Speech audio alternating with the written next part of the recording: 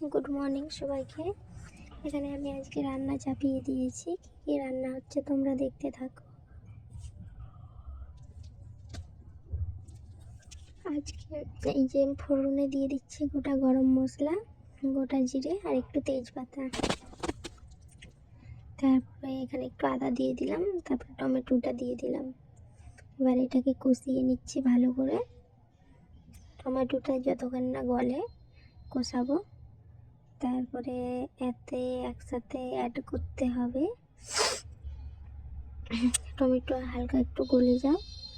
তারপরে এতে নুন, হলদি, লঙ্কা গুঁড়ো। আমি একবার ধরে নুন দিলে আমার যেন ঠিক মনে হয়নি, মনে হয় আরেকটু দিই, এরকম দিই বলে দুবার ধরে দিতে হয়। লঙ্কা গুঁড়ো, হলুদ গুঁড়ো সব দিয়ে দিলাম।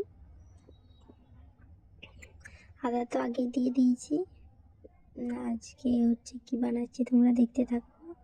একটা স্পেশাল শীতের দিনের ভালো জিনিস বানাচ্ছি। দিয়ে জল দিয়ে দিলাম। এইটা এবার কষাবো কিছুক্ষণ ধরে। এই যে হালি মটর কিছুটা আর আলু সিদ্ধ করে রেখেছি, আর ওটা সিদ্ধ করে নিয়েছি কারণ হালি গন্ধটা কেটে যাবে। আর কিছুটা ছোলা দিয়েছি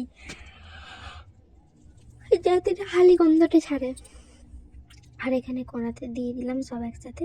ঘুগনি হচ্ছে হালি মটর দিয়ে আর হচ্ছে আলু একটুখানি অল্প করে ছোলা দিয়ে। আর এখানে ময়দাটা মেখে রেখেছিলাম, দেখেছো কতটা সুন্দর মাখা হয়েছে, ওইটাই দেখাচ্ছিলাম। এই যে ঘুগনিটা নামিয়ে নিলাম।